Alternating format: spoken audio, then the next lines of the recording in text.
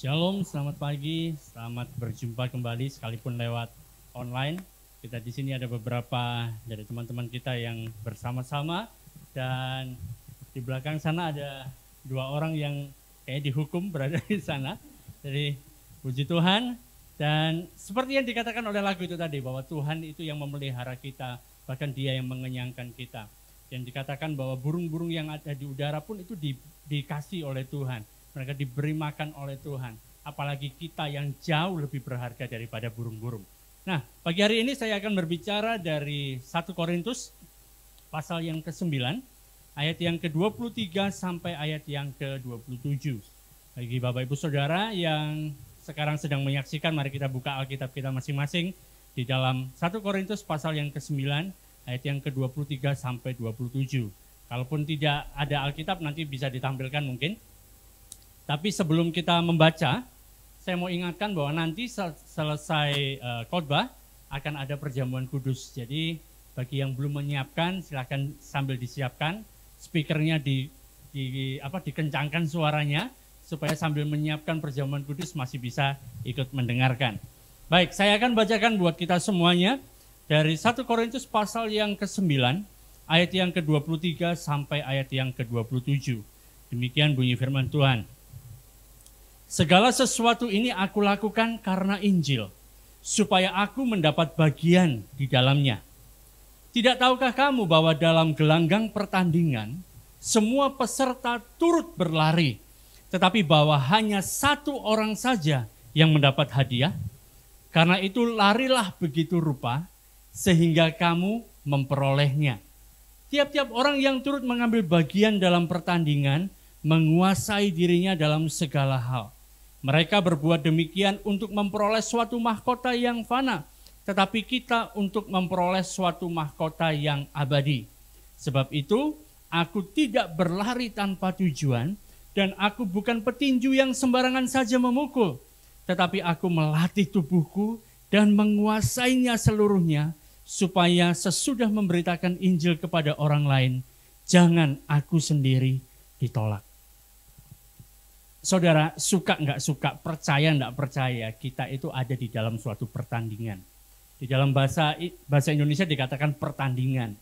Di dalam bahasa Inggrisnya disebutkan sebagai race, perlombaan. Jadi ada pertandingan, ada perlombaan. Jadi kita sebagai orang percaya, kita yang masih hidup di dunia ini, kita itu harus menjalani suatu pertandingan. Ada perlombaan yang harus kita jalani, bahkan di sini dikatakan kita berlari menuju kepada tujuan. Dan pertandingan perlombaan yang kita miliki ini ada hubungannya dengan tujuan hidup kita, saudara. Sebab kita diciptakan bukan untuk nggak ngapa-ngapain, tapi ada tujuannya. Tuhan menciptakan kita.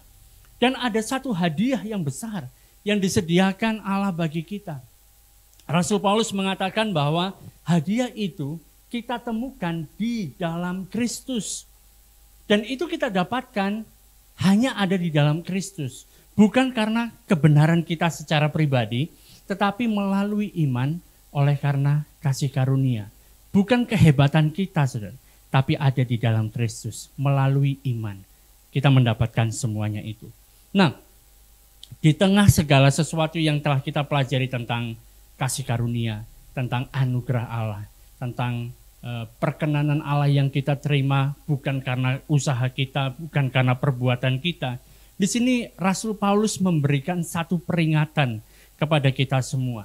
Di tengah semuanya ini kita tahu, Rasul Paulus ini yang paling mengerti tentang kasih karunia. Rasul Paulus ini yang paling banyak mendapatkan pewahyuan tentang perjanjian baru. Sebab dia sendiri yang langsung bertemu dengan Kristus yang bangkit. Bahkan hal-hal yang tidak pernah dia alami selama Kristus masih ada di muka bumi, Rasul Paulus ini mendapatkan ceritanya langsung dari Yesus. Saat itu waktu perjamuan terakhir kan, itu Rasul Paulus belum ada, dia belum masuk di dalam cerita. Tetapi waktu dia menuliskan di dalam Korintus, dia mengatakan apa yang kuteruskan kepadamu ini, kuterima dari Tuhan. Pada malam, waktu sebelum dia diserahkan, dia memecah-mecahkan roti. Jadi Yesus sendiri bicara sama Rasul Paulus, memberikan pewahyuan yang dahsyat, yang luar biasa, yang bahkan mungkin tidak ditemukan oleh orang-orang lain. Saudara dan saya, kita mendapatkan Injil, kita mendapatkan kebenaran, kita mendapatkan kabar baik ini, itu dari orang lain. Saudara. Bisa dikatakan kita mendapatkan Injil kita itu second hand. Nggak langsung dari tangan pertama. Tapi Rasul Paulus, dia dapatkan Injil itu langsung dari tangan pertama, langsung dari Kristus yang telah bangkit. Tapi di antara semua hal yang pewahyuan yang dia dapatkan, dia memberikan peringatan di mana dia berkata, jangan sampai setelah aku memberitakan Injil, aku sendiri ditolak. Saudara, ditolak itu enggak enak. Mungkin ada teman-teman yang ada di sini pernah merasakan bagaimana rasanya ditolak, ya kan? Sudah mengungkapkan, mau mengungkapkan pun susah, deg-degan, begitu sudah diungkapkan, ditolak. Enggak enak ditolak. Apalagi kalau kita sudah memberitakan Injil, ternyata kita sendiri ditolak, itu sangat tidak enak. Tapi saudara jangan salah paham loh ya. Yang dimaksud ditolak di sini itu bukan berarti Allah menolak saudara. Allah tidak akan pernah menolak kita. Allah tidak akan pernah menolak manusia yang datang kepadanya. Firman Tuhan mengatakan barang siapa berseru kepada nama Tuhan, dia pasti akan diselamatkan. Dia akan diselamatkan. Allah tidak akan pernah menolak kita. Bahkan orang yang paling berdosa pun, bahkan orang yang kelakuannya paling bejat sekalipun, kalau dia berseru kepada nama Tuhan, dia diselamatkan. Itu janji Allah. Jadi kata ditolak di sini itu bukan Allah menolak, aku nggak mau kamu lagi. Nggak bicara seperti itu saudara. Tapi seringkali saat orang membaca Alkitab akan ada muncul pikiran-pikiran yang negatif seperti ini. Kita salah mengerti, kita salah paham dengan apa yang dikatakan oleh firman Tuhan. Kadang-kadang saat kita mendengarkan khotbah pun bisa salah mengerti. Maksudnya yang ditangkap itu bukan maksud yang baik, tapi justru maksud hal-hal yang lain yang tiba-tiba mengada-ada. Karena apa? Cerminan dari apa yang ada di dalam hati kita. Ada yang dikatakan bahwa saat misalnya lah, kalau kita baca dalam suratnya Paulus di dalam Roma kan, dikatakan di sana, kalau sekarang kalau makin banyak dosa, maka makin banyak kasih karunia makin melimpah. Karena itu mari kita berbuat dosa makin banyak supaya kasih karunia makin melimpah. Ini kan konyol. Ini kan satu mengambil kesimpulan yang tidak benar, yang salah. Ada lagi misalnya begini ya, ada yang mengatakan bahwa kan kita yang masih muda, janganlah kita takut untuk melakukan kesalahan. Waktu kita melakukan kesalahan jangan takut. Tapi ada orang-orang yang mengambil dari sisi negatifnya. Kalau gitu sekarang mungkin masih muda, ayo kita sengaja berbuat kesalahan. Ini kan suatu hal yang nggak masuk akal sebenarnya. Maksudnya adalah bukan kita berlomba-lomba berbuat kesalahan, tapi saat kita mau melakukan hal yang baik, tapi ternyata yang kita lakukan itu salah, ya udah jangan takut, belajarlah dari kesalahan itu supaya lain kali kita tidak salah lagi. Ini yang perlu kita pelajari, ini yang perlu kita miliki. Dan saya diminta untuk pasang mic seperti ini. Karena tidak dengar, bisa dibesarkan itu mic-nya. Kayaknya nomor 3 atau nomor 4. Ya, haleluya. Oke, aman semuanya? Puji Tuhan. Kita lanjutkan ya. Kalau ada kendala bagi yang menyaksikan ini, tulis di kolom komentar supaya nanti teman-teman di sini bisa memperbaikinya supaya saudara mendapatkan yang terbaik. Nah, jangan pernah salah paham saudara. Allah selalu menginginkan sesuatu yang terbaik bagi kita. Dia tidak pernah menginginkan suatu hal yang buruk terjadi kepada kita. Bahkan rancangan yang diberikan Allah adalah rancangan damai sejahtera. Yang memberikan kita sukacita. Bukan membuat kita menjadi makin parah kehidupan kita. Tidak. Tapi sekalipun apapun yang terjadi. Sekalipun kita gagal. Sekalipun kita jatuh. Tuhan bisa memakai segala sesuatu yang terjadi itu untuk mendatangkan kebaikan bagi kita yang mengasihi Dia. Jadi banyak orang yang punya pemikiran yang negatif ini. Mereka salah mengartikan dan kemudian menjadikan alasan dari apa yang dikatakan firman Tuhan itu untuk memuaskan keinginan daging mereka. Gara-gara sekarang kita mengetahui kita berada di bawah kasih karunia, itu dijadikan alasan untuk memuaskan keinginan daging. Tapi di sini Rasul Paulus mengatakan, jangan sampai aku sendiri ditolak. Bayangkan, Rasul Paulus, rasul yang begitu hebat, yang begitu besar, yang mendirikan sekian banyak jemaat, mendirikan sekian banyak gereja.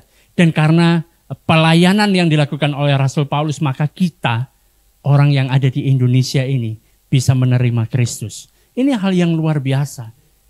Dia yang sangat hebat seperti itu. Bahkan dia mengatakan, jangan sampai aku ini ditolak. Apa artinya ini kan? Sepertinya kan, ini mengatakan bahwa, oh, aku bisa melakukan sesuatu yang kemudian merusakkan diriku sendiri.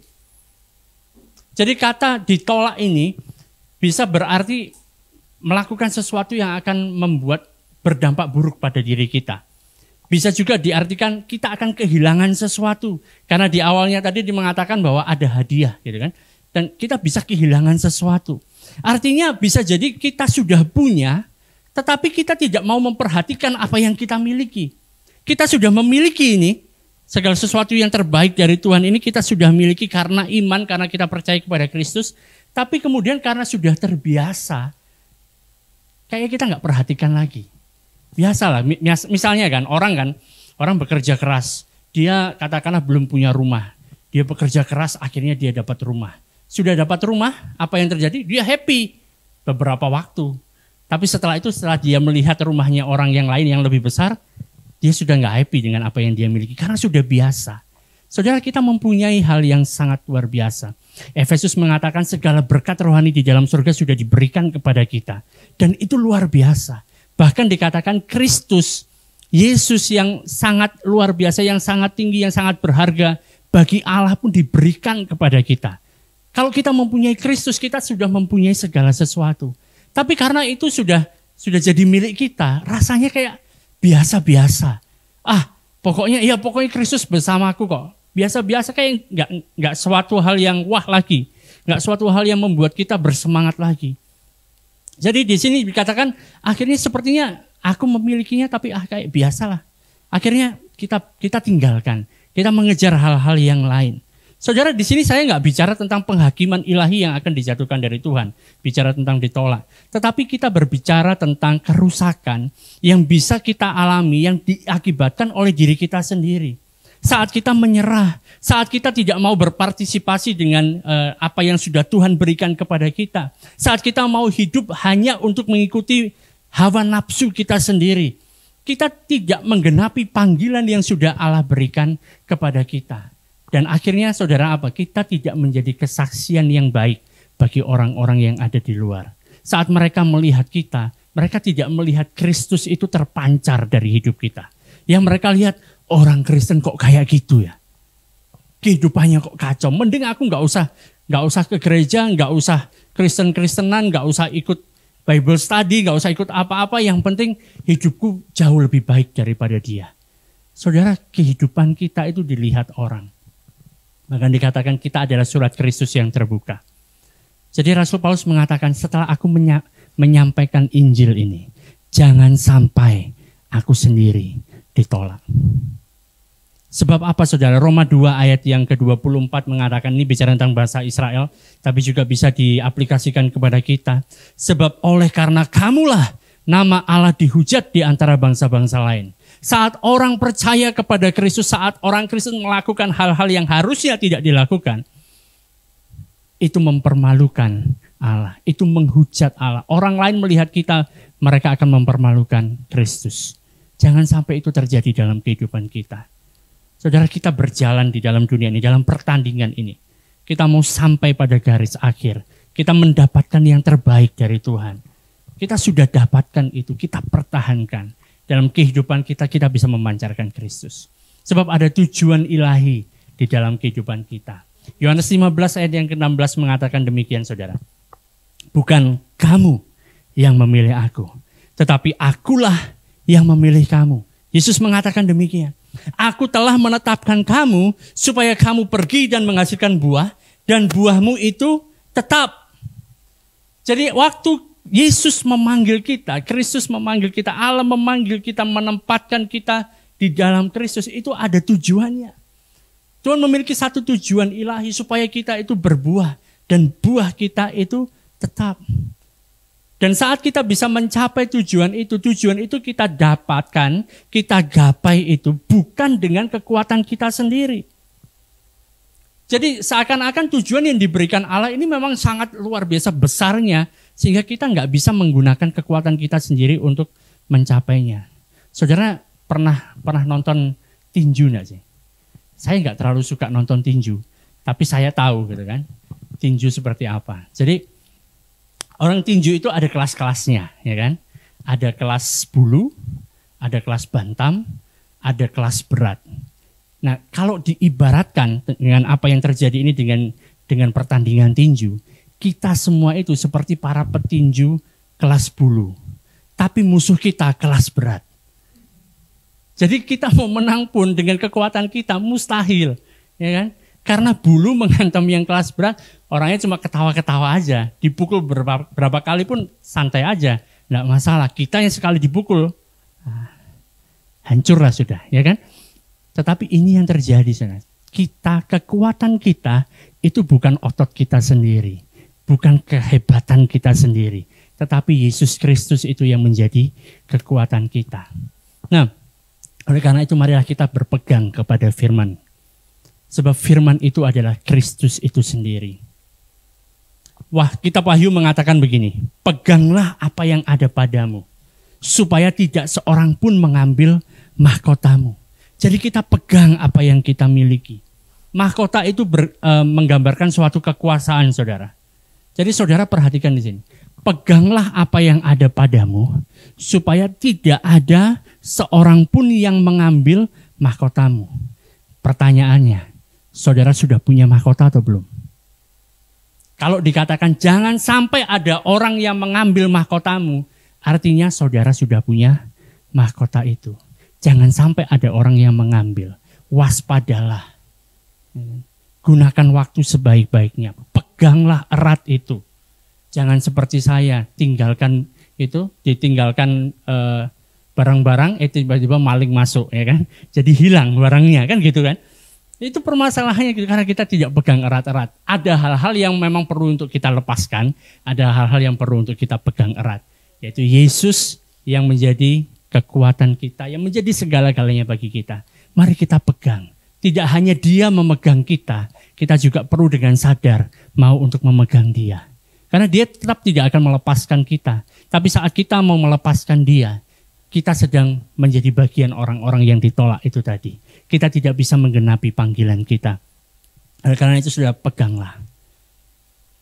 Yang di dalam kitab Wahyu itu mengatakan, dia berdoa supaya apa? Supaya bukan kita mendapatkan kekuatan, bukan supaya kita mendapatkan kekuasaan, bukan supaya kita mendapatkan pengurapan. Enggak, karena semuanya itu kita sudah miliki di dalam Kristus.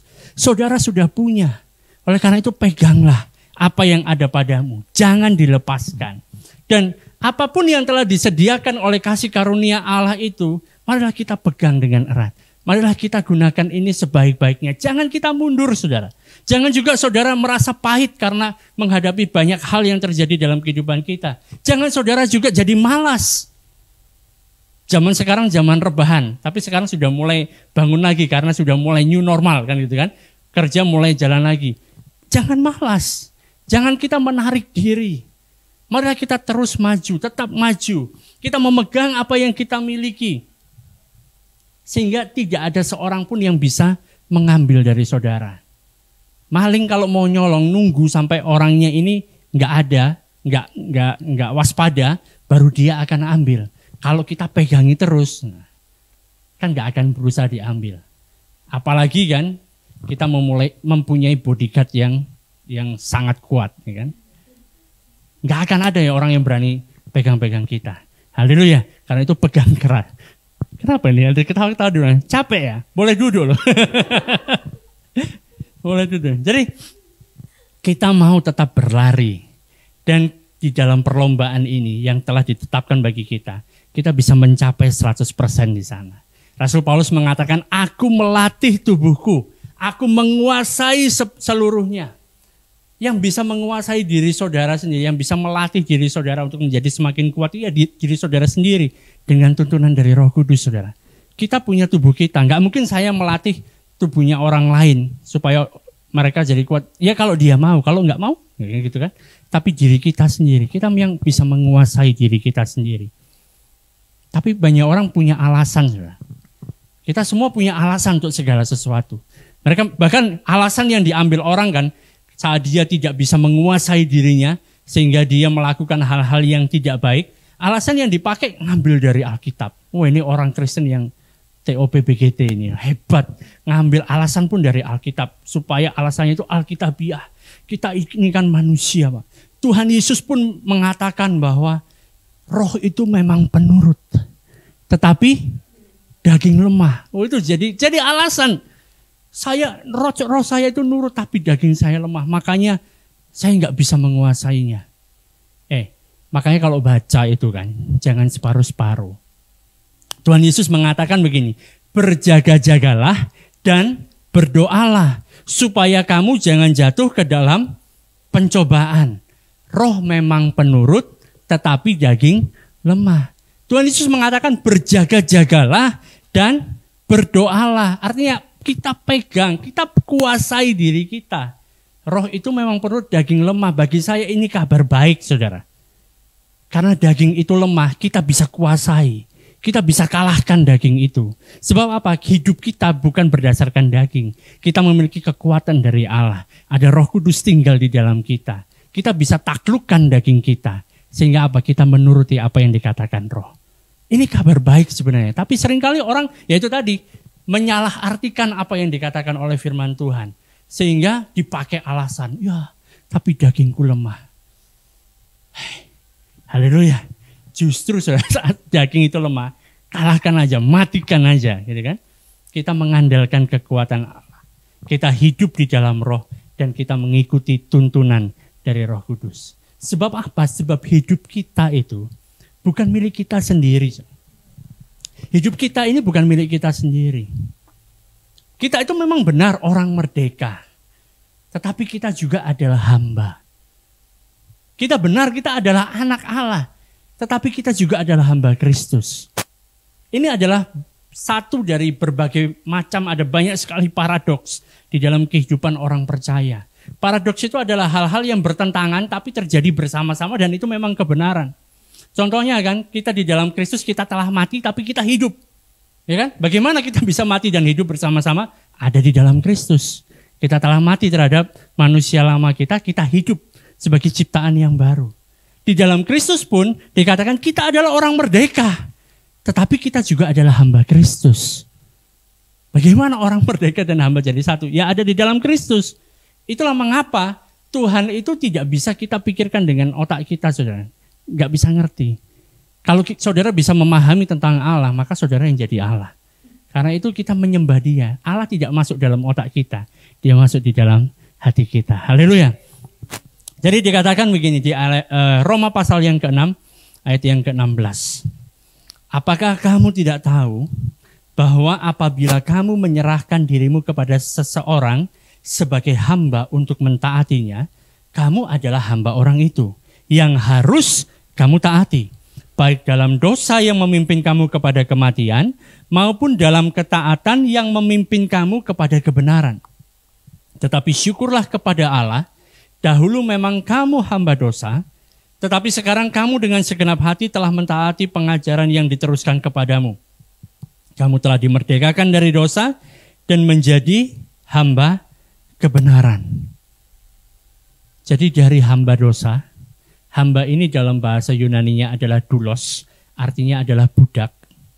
Saya yakin kita semua nggak ada yang benar-benar paham tentang bagaimana kehidupan seorang budak, karena kita nggak pernah jadi budak dan zaman sekarang perbudakan hampir tidak ada lagi. Mungkin ada di tempat-tempat yang kita nggak ketahui. Tetapi di Indonesia yang jelas tidak ada yang namanya perbudakan. Kita nggak benar-benar mengerti seperti apa perbudakan. Tetapi kan apa artinya menjadi seorang budak? Apa artinya menjadi seorang hamba yang dimaksudkan di sini? Artinya adalah seorang budak itu sama sekali tidak memiliki hak atas hidupnya sendiri. Tidak memiliki hak atas waktunya dia. Tidak memiliki hak atas tenaga dia. Tuannya yang memiliki semua itu. Jadi kalau tuannya bilang, kamu nggak boleh tidur, ya nggak boleh tidur. Kamu nggak boleh istirahat, ya nggak boleh istirahat. Kamu harus terus bekerja, ya kamu harus terus bekerja. Karena kehidupan seorang budak ini, hidupnya seluruhnya itu menjadi milik dari tuannya. Tuan itu punya hak untuk melakukan apapun juga di dalam kehidupan si budak ini. Bagaimana seseorang itu bisa jadi budak? Ada 3 hal. Yang pertama, karena dia dilahirkan dalam keluarganya budak. Udah nggak ada pilihan. Namanya lahir, bapak mamanya budak, ya dia otomatis jadi budak. Yang kedua, ini seperti yang terjadi pada Yusuf. Dia diambil, diculik, dijual menjadi budak. Itu nggak ada pilihan sudah. Karena dia nggak mampu untuk mengalahkan si penculiknya. Dia dijual jadi budak. Yang ketiga, yang sering kali dilakukan oleh manusia adalah dia menjual dirinya sebagai budak. Mungkin karena ada kesulitan ekonomi yang terjadi dalam keluarganya, membutuhkan uang yang cukup banyak, dia menjual dirinya menjadi budak. Ada hal-hal yang kita nggak bisa selesaikan, akhirnya kita menjual diri untuk menjadi budak. Dan cara untuk keluar dari perbudakan itu ada 2 macam. Yang pertama adalah mati. Kalau sudah mati, siapa yang mau jadi tuanmu? Nggak ada. Kalau sudah mati ya sudah. Nggak akan dipaksa. Kamu sudah mati, ayo sekarang coba ngepel lantai dulu. Mana bisa? Nggak bisa. Yang sudah mati, mati. Artinya bebas. Sudah nggak mungkin jadi budak lagi. Yang kedua adalah menebus dirinya. Dengan cara harus kumpulkan uang, membayar kepada si tuan ini supaya dia menjadi bebas. Permasalahannya, seorang budak itu nggak punya gaji. Dia mau dapat uang dari mana? Sehingga dia satu-satunya cara untuk dia bisa bebas, dia mengharapkan ada orang lain yang cukup baik, yang cukup kaya, yang mau untuk menebus dirinya, membebaskan dia. Tetapi dengan cara seperti itu, orang ini nggak benar-benar bebas. Karena dia dibeli oleh orang lain, artinya orang ini sekarang menjadi budaknya orang yang membeli dia itu. Jadi hanya berganti tuan. Tapi penghiburannya adalah kalau tuan yang pertama itu mungkin dia sangat jahat, dia nggak pernah memberikan apa-apa, dia memaksa untuk terus bekerja. Tapi di dalam tuan yang baru ini berbeda, dia mendapatkan perlakuan yang jauh lebih baik. Itu yang menjadi penghiburan. Karena itu saudara, karena kita, saudara dan saya, kita adalah hamba Kristus. Kita adalah budaknya Kristus. Sebenarnya kalau bicara kita adalah budak, kita adalah hamba, kita tidak memiliki hak. Yang ada hanyalah kewajiban. Yang ada hanyalah tanggung jawab. Ya kan? Ada yang mengamenkan di luar sana. Mungkin saudara bisa dengar suaranya. Ya kan? Karena dia juga budak. Gitu ya. Kalau kita adalah budaknya Kristus, kita adalah hambanya Kristus, kita itu enggak punya hak, saudara. Yang ada hanyalah kewajiban saja. Jadi bukan hanya kita telah dimerdekakan dari dosa, tapi kita sekarang juga perlu untuk melakukan apa yang menjadi kehendak Kristus itu dalam kehidupan kita. Bukan kehendak kita sendiri. Karena kita telah dipanggil, kita telah dimasukkan di dalam satu tujuan ilahi ini. Dia mau supaya kita berjalan di dalamnya, menggenapi pekerjaan baik yang sudah dia sediakan sebelumnya. Ini yang terjadi dalam hidup kita, saudara. Bukan kehendak kita sendiri. Sebab diri kita bukan milik kita sendiri, tapi milik dia. Tapi milik Kristus. Kita mengikuti apa yang diinginkan oleh Kristus. Dan dalam apapun yang menjadi panggilan kita, ada tanggung jawabnya, saudara. Ada kewajiban yang harus kita lakukan. Suka nggak suka ya memang seperti itu. Itu adalah tugas kita. Kita nggak bisa melarikan diri. Misalnya saudara adalah seorang pelajar. Ya saudara suka nggak suka ya harus belajar. Itu namanya sudah panggilan, namanya pelajar. Ya kan? Kalau misalnya saudara adalah seorang seorang salesman gitu kan. Ya saudara mau nggak mau harus jualan gitu. Kalau saudara nggak pernah jualan ya bukan salesman lagi. Hanya on paper saja kan gitu. Jadi apapun yang menjadi panggilan kita, lakukan. Memang ada tanggung jawab yang kita nggak suka gitu. Mungkin kita harus ketemu sama orang, mungkin kita harus mencoba untuk merayu orang itu untuk membeli produk kita dan lain sebagainya. Tapi namanya itu sudah jadi panggilan kehidupan kita, ya kita lakukan. Saudara adalah hamba Kristus. Tugas apa yang Kristus sudah berikan kepada saudara? Lakukan. Sekalipun awalnya memang nggak enak. Ya memang nggak enak lah. Disuruh sama orang lain itu pasti nggak enak. Tetapi yang luar biasa adalah Kristus memampukan kita. Dia memberikan kekuatan kepada kita. Ya kan? Tidak hanya dia jadi bos saja. Tapi dia menyertai kita. Dia ada bersama-sama dengan kita. Roma 6 ayat 18 mengatakan. Kamu telah dimerdekakan dari dosa dan menjadi hamba kebenaran. Ingat saudara, saudara memang benar, saudara adalah anak Allah di dalam Kristus, ya. Tapi kita juga adalah hamba Kristus. Kita menjadi hamba kebenaran. Jadi yang kita lakukan itu adalah tindakan-tindakan yang benar.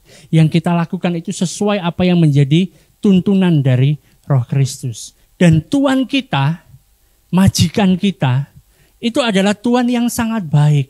Dia mau menuntun kita. Kalau budak-budak yang di luar yang dosa tadi akhirnya kepada maut. Tapi Tuhan kita ini membawa kita kepada kehidupan yang kekal. Dia mengarahkan kita, Dia mengasihi kita, Dia memberikan kekuatan kepada kita. Bahkan Dia telah menjadi segala-galanya bagi kita. Pertanyaannya, kalau kita sudah mengetahui itu semuanya, apakah kita mau melepaskan semuanya itu?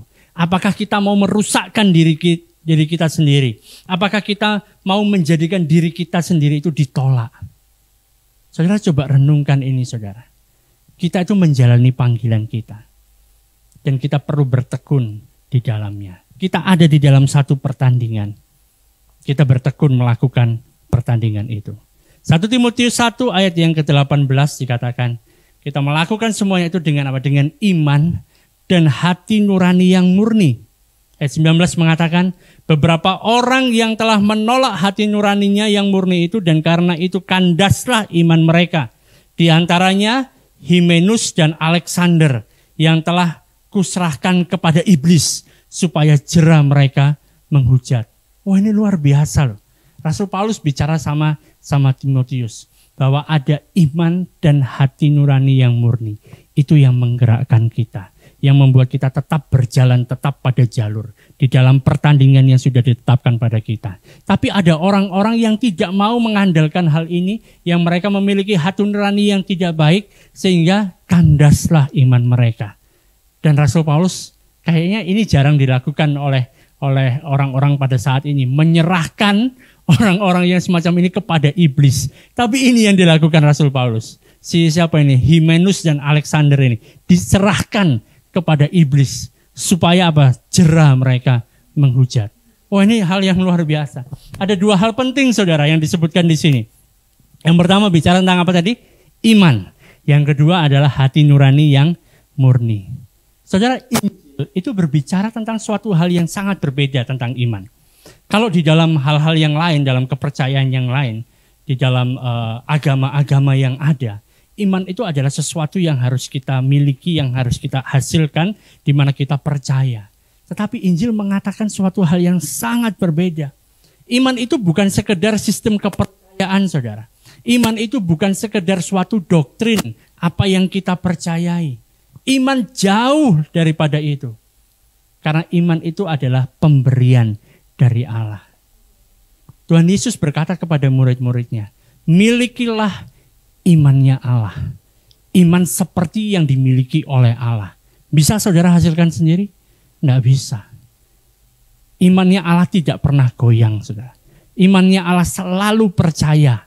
Bahkan dengan jenis imannya Allah itu, Yesus mengatakan dengan iman yang seperti punyanya Allah sebesar biji sesawi, kamu bisa berkata kepada gunung ini, pindah, tercampaklah dari sini masuk ke sana. Itu bisa terjadi. Iman kita bisa? Kalau kita bisa punya iman yang seperti itu dengan kekuatan kita sendiri, mungkin saat ini banyak gunung-gunung yang berpindahan. Ya kan? Karena kurang kerjaan kita kan, hebat gitu kan.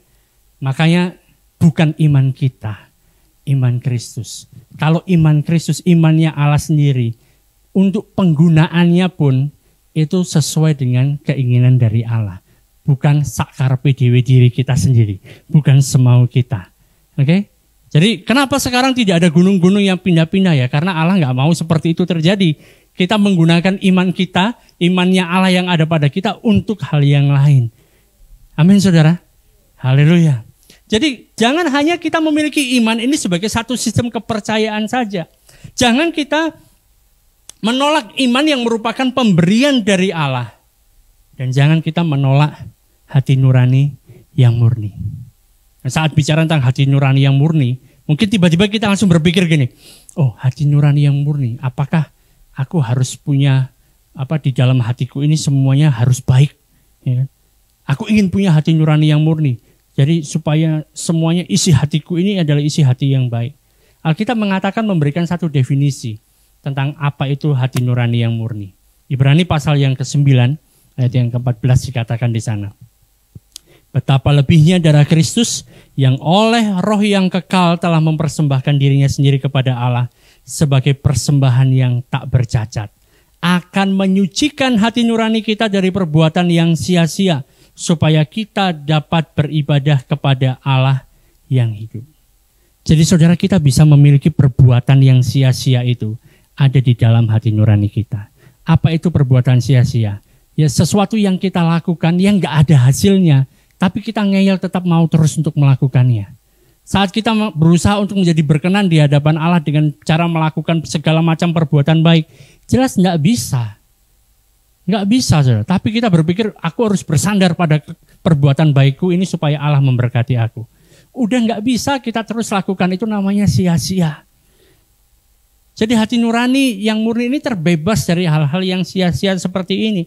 Perbuatan yang sia-sia itu adalah perbuatan-perbuatan agamawi. Yaitu saat saudara berusaha untuk membuat dirimu sendiri menjadi orang yang benar. Saat kau berusaha dengan kekuatanmu untuk membuat dirimu sebagai orang yang berkenan. Dan hal itu malah menjadikan hati nuranimu sebagai hati nurani yang jahat. Berikutnya di dalam Ibrani pasal yang ke-10 ayat yang ke-22 dikatakan, hati kita telah dibersihkan dari hati nurani yang jahat, dan tubuh kita telah dibasuh oleh air yang murni. Ini berbicara tentang bagaimana darah Kristus itu telah menciptakan satu kesadaran yang baru di dalam kehidupan kita. Bahwa segalanya itu oleh karena Dia, kita berpegang kepada Dia. Karena Kristus, karena darah Kristus yang menyucikan kita, yang membasuh hati nurani kita. Sehingga hati nurani kita benar-benar murni. Bukan bersandar pada perbuatan yang sia-sia itu tadi. Oleh karena itu jangan lepaskan hal ini, saudara.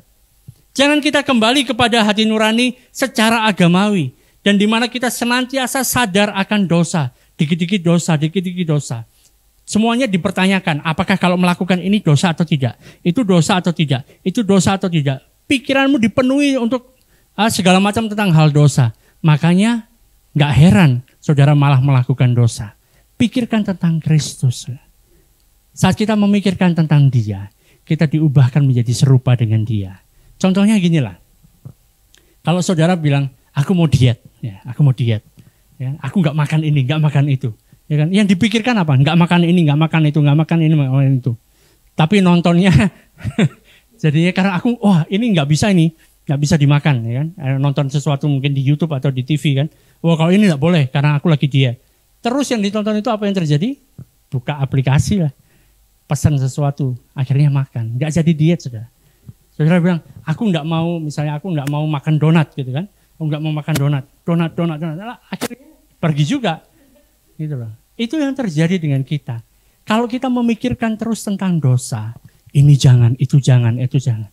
Malah di sanalah kita akan berakhir.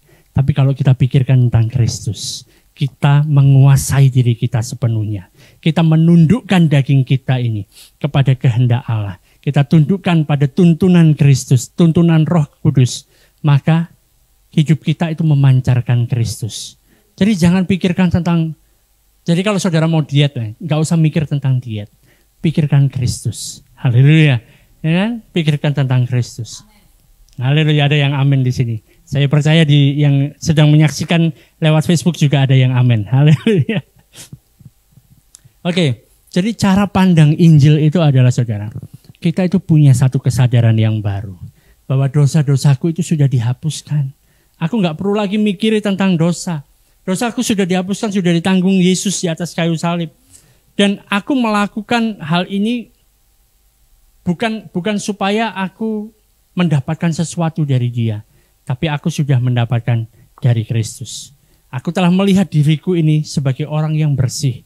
Sebagai orang yang suci. Sebagai orang yang kudus di hadapan Allah. Sama seperti Yesus Kristus. Pola pikir kita perlu berubah, saudara. Ini yang disebut sebagai metanoia. Berubah pola pikir kita. Ini yang disebut sebagai pertobatan. Kita melihat diri kita berbeda. Kita lihat diri kita seperti apa yang dilihat Allah di dalam kehidupan kita. Saudara sadar bahwa kebenaran Allah itu ada di dalam kita. Kita ini adalah kebenaran Allah di dalam Kristus. Oleh karena itu jangan tinggalkan hal ini. Jangan kesampingkan, jangan anggap remeh. Jangan kita kembali kepada sistem agama yang lama di mana hati nurani kita yang lebih berkuasa. Dan kita menjadi, saat kita melihat dari hati nurani kita sendiri kan, aku sama juga seperti orang-orang yang lain, aku juga baik. Bahkan mungkin aku jauh lebih baik daripada orang-orang yang ada di sekitarku. Saudara, ini pandangan yang terjadi kalau kita mengandalkan hati nurani kita yang jahat itu. Dengan perbuatan yang sia-sia itu tadi semua. Kita akan merasa jauh lebih baik. Ya memang aku belum sempurna kok. Aku memang gak sempurna. Cuman paling gak aku lebih baik daripada dia. Ya. Aku lebih baik dari orang yang lain. Jadi semuanya aku. Tidak lagi berkata, aku harus berusaha memiliki iman. Aku harus punya iman. Aku harus percaya, aku harus menghasilkan iman. Gak bisa, saudara. Faktanya adalah kita gak pernah bisa memindahkan gunung itu dengan iman kita sendiri. Sebab iman yang memindahkan gunung itu adalah pemberian dari Allah. Saudara gak bisa menghasilkan sendiri. Bagaimana saudara? Aku percaya. Gak bisa. Gak bisa. Cobalah. Saya yakin saudara sudah mencoba berkali-kali. Bersandarlah kepada Kristus. Jangan pakai cara yang lama lagi. Bersandar kepada hal-hal yang agamawi. Akhirnya saudara akan berkata, kalau saudara melakukan semuanya itu dengan kekuatan saudara, sampai pada titik di mana aku nggak bisa lagi. Saya kasih tahu lah jalan pintas dari awal. Saudara memang nggak bisa, andalkan Yesus saja. Ya, andalkan Yesus saya. Kalau saudara-saudara seperti itu kan mengandalkan diri sendiri, saudara pasti akan menyerah. Saudara pasti akan gagal. Saudara akan mengalami yang disebut sebagai kandas iman itu yang dikatakan Paulus kepada Timotius. Jangan sampai kandas iman. Karena saudara adalah manusia iman. Dan imanmu adalah Kristus itu sendiri. Allah itu telah memberikan imannya kepada saudara. Telah memberikan Yesus Kristus kepada saudara. Dia sudah memberikan kebenarannya kepadamu. Pegang hal ini saudara, pegang. Ibrani pasal yang ke-12 ayat yang pertama dikatakan. Karena kita punya banyak saksi. Bagaikan awan yang mengelilingi kita, marilah kita menanggalkan semua beban dan dosa yang begitu merintangi kita dan berlomba dengan tekun dalam perlombaan yang diwajibkan bagi kita. Kita tanggalkan semua hal-hal yang nggak dibutuhkan itu tadi. Kalau saudara mau ikut lomba lari kan, saudara pasti nggak akan bawa tas koper saudara nggak akan bawa rumah saudara mau diangkat, nggak bisa, ya kan? Berlari pada tujuan. Karena ini ada perlombaan yang diwajibkan kepada kita. Perlombaan yang diwajibkan bagi kita. Berlari menuju ke tujuan. Lupakan semua itu. Arahkan pandanganmu kepada Kristus. Latihlah dirimu. Melatih diri itu memang butuh waktu saudara. Ya, tapi Tuhan memberikan caranya. Dia adalah pelatih yang paling hebat. Untuk kita bisa melatih diri kita. Menguasai diri kita. Sedemikian rupa. Sehingga saat kita memberitakan Injil. Diri kita sendiri tidak ditolak. Kita tidak merusakkan diri kita sendiri. Malah melalui diri kita, orang bisa melihat Kristus itu benar-benar terpancar. Dan mereka bisa menerima keselamatan. Mereka juga bisa menerima kita. Dan kita bersama-sama bersukacita. Kita bersama-sama menikmati sebagai ciptaan yang baru. Sebagai anak Allah yang hidup. Amin saudara. Mari kita berdoa. Mari kita arahkan tangan kita. Kita pandang kepada Kristus. Dia yang duduk di sebelah kanan Bapa yang mengasihi kita. Yang telah memberikan segala sesuatu bagi kita. Bahkan yang telah mendudukkan kita bersama-sama dengan Dia di surga.